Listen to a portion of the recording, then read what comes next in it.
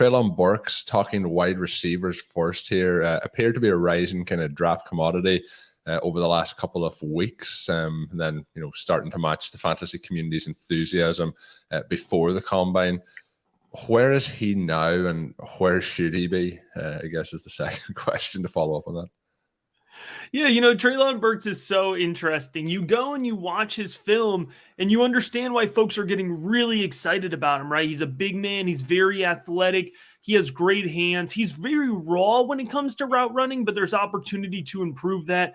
Arkansas got him the ball any way they could. Direct snaps, handoffs at the line of scrimmage, targets in the flat. And we're talking about a guy who's coming in at 220 pounds, right? So you can kind of see that versatility. We're coming off of a year where Deebo Samuel took over the NFL, and folks got really excited about that. I think if folks are kind of just getting a feel for this rookie class now, I think why it feels Treylon Burks' value has dropped so much because of the combine is that top tier of wide receivers. So the top four guys I would consider Chris Olave, Treylon Burks, Garrett Wilson, and Drake London. And some folks will make an argument for Jameson Williams. It's so close at the top that I think folks have kind of used some less than exciting combine numbers and pro day numbers now from Treylon Burks as justification for sliding Garrett Wilson or Chris Olave above him. But which is totally valid. But, even if Treylon Burks is coming in at wide receiver 3 or 4 for you right now, it's not a significant jump for me personally from wide receiver 1 to 4. So I still consider him to be a great prospect, but it's going to be a lot of user preference here over the next couple months. Now you mentioned some of these additional touches, and that's something that does come into a lot of our sort of analytics approach to it, where we see those numbers do help and are positive indicators for players and how they translate to the NFL. Is that something that pops for you also when you're thinking, okay, more of a tape-based process that you want to see these guys involved with their teams? And does that, and you already kind of mentioned how it counterbalances to an extent the rawness as a route runner, but does that kind of balance it out for you and put him in this category where you'd expect NFL teams to do some of that as well? It's a tricky spot for me because I see two sides of it, right? One side of it, and this is where my process differs a little bit, I think, than a lot of film guys. I've learned to devalue route running as a trait. It doesn't really translate to fantasy football, right? Like NFL teams kind of make you run the routes that they need you to run, and you don't need to run all 9 routes and run them well in college to be successful in the NFL. And just because you are successful as a route runner in college, i.e. Jerry Jeudy, it doesn't mean you're always going to translate, necessarily for fantasy purposes.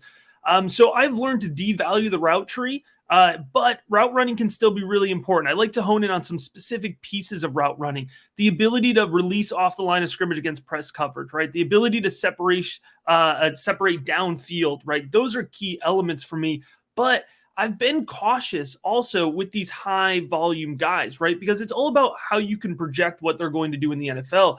So I faded Rondale Moore last year. I faded Kadarius Toney as kind of these high, what I would call manufactured production guys, right? Because I didn't see a clear path to be able to project them into volume, given their size, given, kind of their gadgety ability. Well, I should say Kadarius Toney was a little gadgety. Rondale Moore is just going to be stuck in the slot in the NFL, right? Or at least split in. And so that can limit volume.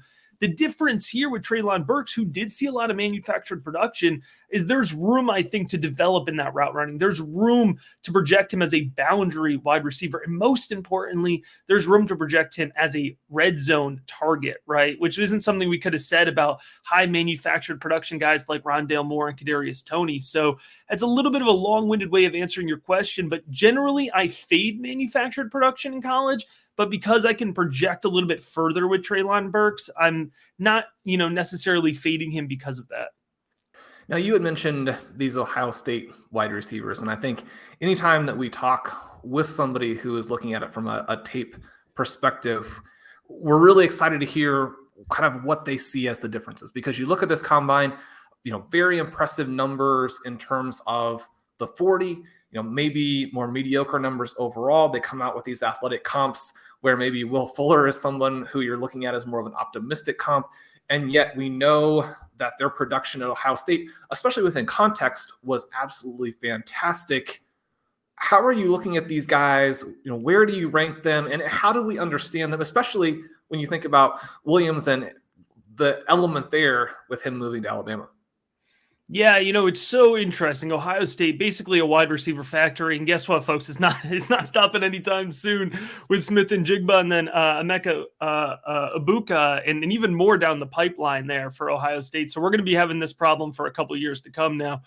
Chris Olave right now, and of course, there's time before we get to the NFL draft. Chris Olave right now just bumped up to my wide receiver 1. We just talked about some reshuffling of Treylon Burks because of the combine. Olave was my wide receiver 2. He went ahead and just leapfrogged Treylon Burks and slid up above him. Chris Olave, for me specifically, really fast. I think he proved that right at the combine, even with his adjusted 40 time. But it's not just his speed. He plays under control. He's such a fluid wideout for his speed. Really, really fantastic handwork. And that reliable handwork is something that's really important for me. I know it sounds almost simple, but the ability to catch the ball is highly weighted in my formula. It's why I faded guys like Jalen Reagor, right? Guys who have drops in college. But, you look at Garrett Wilson versus Chris Olave. Wilson does a lot of the same things. I think where people are excited about Garrett Wilson, and for good reason, he's a more technical route runner, right? A little bit more polished, has a little bit wider of a route tree, also has very good hands, also is fast, has good body control. But these guys are very similar in what they're going to be asked to do at the next level, right? And so, it's a little bit, again, of user choice, but for me, because I value that route running as a whole a little bit less, I have Chris Olave 1, I have Garrett Wilson 3. I don't knock players for not being able to necessarily take over a huge market share of their offense, right? If there's good reason behind it. Context, I think, is important. And it's one of the reasons that, I can lean into the fact that I watch way too much college football on Saturdays and probably have a good feel on most offensive schemes in college football. You look at Jameson Williams. Jameson Williams may have gotten 10% of the market share, right? If he was on the field this year, if he had stayed at Ohio State, ends up transferring to Alabama. He's put in the position to succeed, and he's super successful at it. Williams, it's a real shame that he wasn't able to run at the combine. We very well may have had a new 40-time record. He comes from a track family. He's super fast, and he proved that at Alabama, showing the ability to work along the boundary. Sometimes these fast guys, we get a little scared off of them, Henry Ruggs, John Ross, because they're just straight speedsters. Jameson Williams, excellent handwork, really good footwork as well in his route running ability. And he shows the ability to change direction really well for somebody that fast. And so I think there's a lot of versatility behind Jameson Williams. Of course, one of the things that is important is draft capital. I think the big question will be, what type of draft capital does Jameson Williams capture coming off of that injury relative to his former teammates at Ohio State? I do expect Olave and Wilson to both go, in that 10 to 20 range. And I know it might surprise some folks, but in this year's draft class, with how much talent is at the top, I think that injury might slide Jameson Williams into that late day 1, early day 2 category. And that is a tier break for me in terms of draft capital. And so that's why Williams right now is my wide receiver 5. But again, it's hard to go wrong at the top of this wide receiver class. When you're watching Ohio State, they've got so much talent. You're not going to be able to take these guys away. But is there an element at any point, either this year or in previous years, where there was one guy the defense was focusing on and that skews the numbers a little bit? Or are defenses kind of game to game focusing on different players? Yeah, it's interesting. You look at Ohio State this year, and I think early on it was a lot of focusing on Olave and Wilson. And then it opened up the field for Smith and Jigba, right? And you could see Olave's numbers actually improve towards the end of the year because defenses realized against Smith and Jigba, they were getting burned over the top, right? Olave is not necessarily going to beat you over the top. He's going to cut up the underneath in the middle of the field. And you could see as those games got more important, as every score mattered, teams were a little bit more cautious to hold Smith and Jigba and were willing to open up the field for Chris Olave, right? And I think, we can take a lesson from that when projecting to the NFL. I say, one of the best things is for these rookie wide receivers to go to an NFL offense. Not necessarily that's the most high scoring. Of course, that's helpful, but we want to see them go to an NFL offense where there's going to be another wide receiver that pulls top coverage off the field for them, right?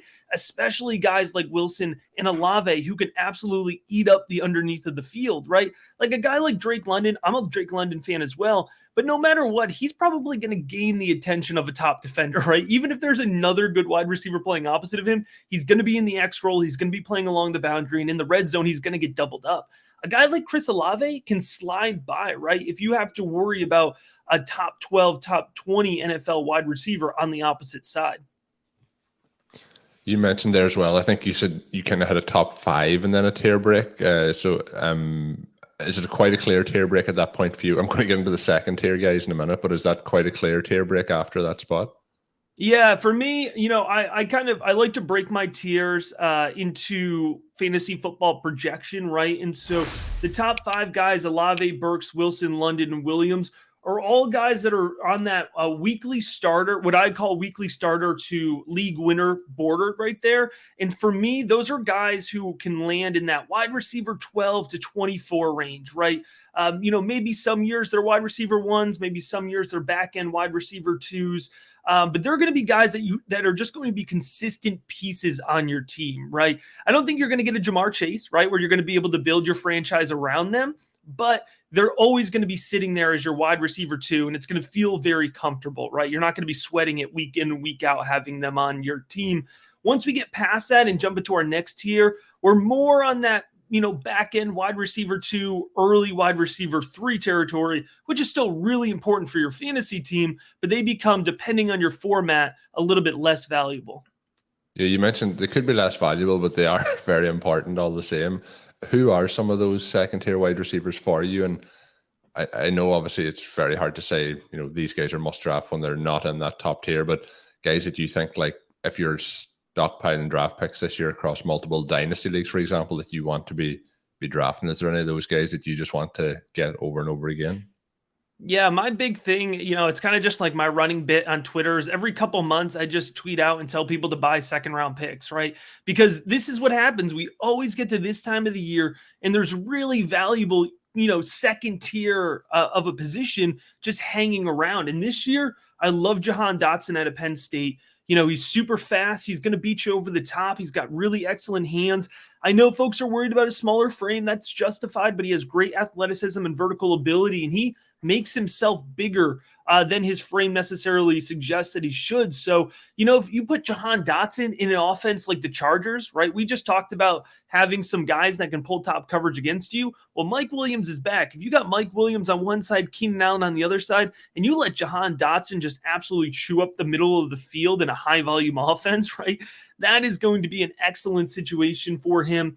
A big riser right now for me in this tier is Sky Moore, the wide receiver out of Western Michigan.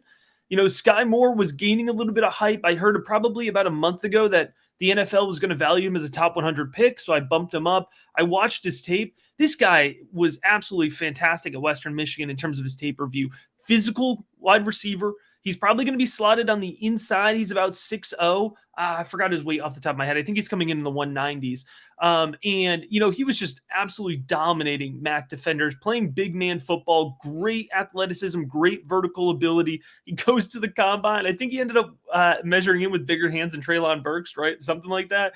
He measured him with huge mitts. And now I'm hearing some folks suggest that he's not making it out of the second round. So I think he's going to catch some really good draft capital, and he's somebody I'm watching. One more guy just to quickly pull out of that tier, Alec Pierce out of Cincinnati, another guy that really helped himself at the combine, but had excellent tape. We're talking about somebody who has that boundary downfield vertical ability, but also ran a 4.3, right? And so that to me is two huge pieces that go along with it. Not as much production. He struggled with injury in actually transition positions too, originally when getting to Cincinnati. So it took him until his senior year to get on the field, which is going to scare off breakout age folks. But when he got on the field, and remember, Alec Pierce is catching balls from Desmond Ridder. I'm sure we'll get into him, but he had to go up and make himself pretty big to catch some of those passes.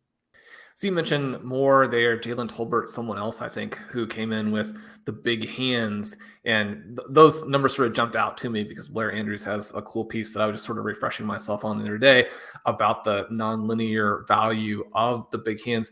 Matt, break down for us some of these deep sleepers who came out and had the massive combines. So you mentioned some of these small school guys who had very good combines and sort of solidified themselves, I think, where people were hoping they were going to be. Anybody in this deep sleeper group who was both huge in some cases, but also very, very fast one of the things that we know is just because you're athletic doesn't mean you can play wide receiver, doesn't mean you can play in the NFL. Do you like any of these guys?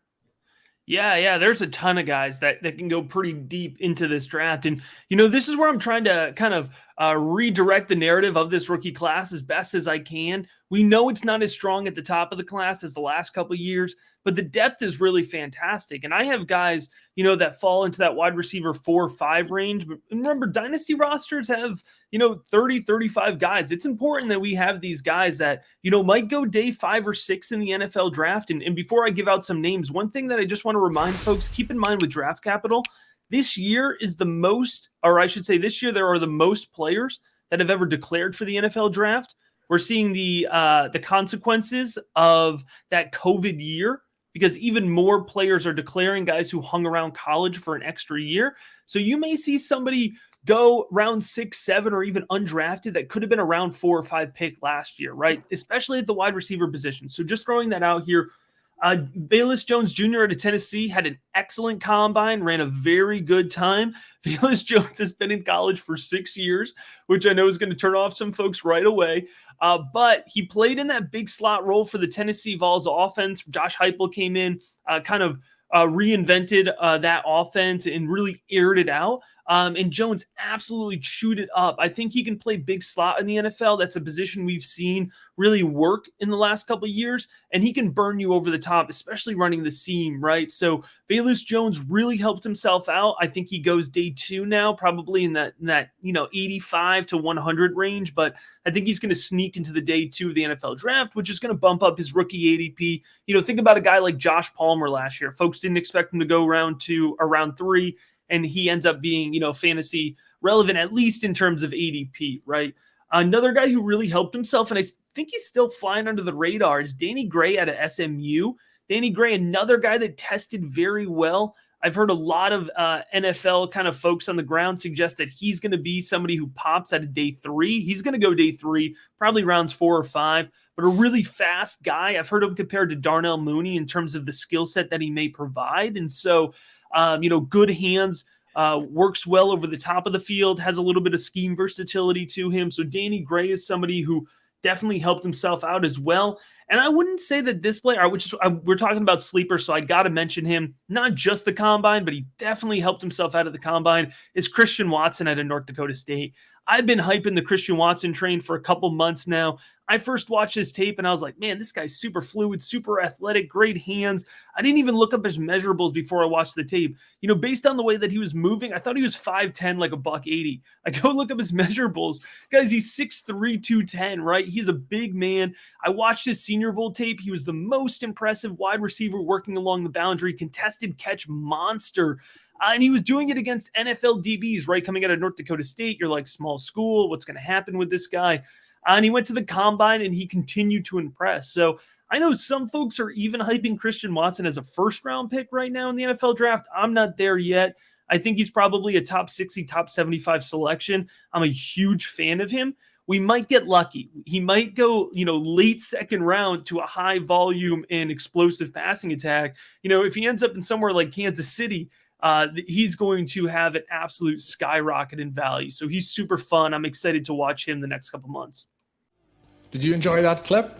Make sure you hit that subscribe button to get more content from RotoViz. And of course, you can check out full-length podcasts at rotoviz.com/podcast. Available on all podcast platforms. Check out our wide range of content. Once again, rotoviz.com/podcast.